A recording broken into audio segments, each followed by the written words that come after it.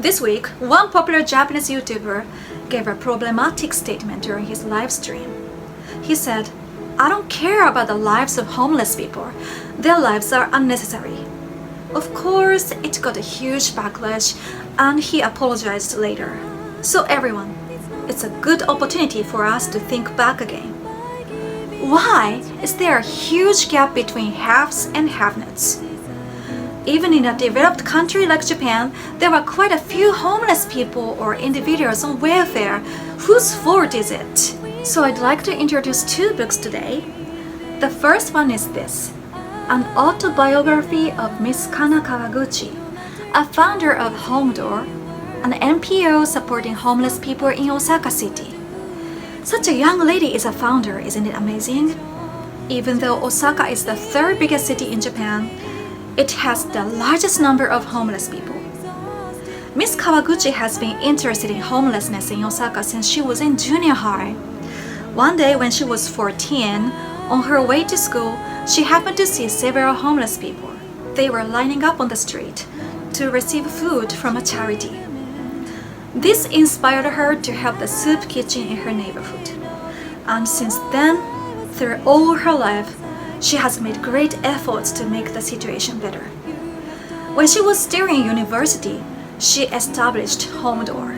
She says in the book, "Before meeting them, I used to think, homeless people are homeless because they didn't study or make efforts when they were young. But I learned I was wrong. The homeless people were just unfortunate. Poverty can happen to anybody.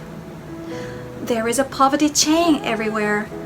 If parents are poor, their children will also become poor because the family don't have enough money to give them advanced education, and their kids can have only low-wage part-time jobs. And it's truly hard to break the vicious loop," Miss Kawaguchi says. Now I am aware of the issue. I have a responsibility to act. Her words inspire me too. She is brave and made a determination to face something that other people ignore or pretend not to notice. The second book is Maid, Hard Work, Low Pay, and a Mother's Will to Survive, written by an American author, Stephanie Land. The book is one of the bestsellers in 2019 in the US. This is the book. I read it through Kindle. It's a true story of the author Stephanie, who worked as a house cleaner for several years. She was a 28-year-old college student when she accidentally became pregnant. She left an abusive boyfriend and decides to be a single mother. As she didn't have office skills or a college degree, the only work she could do was house cleaning. But the work is so tough.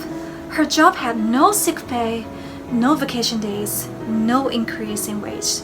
So it's virtually impossible to save money. The hardest thing that tormented her was a cold and contemptuous look from other strangers who don't even know her situation.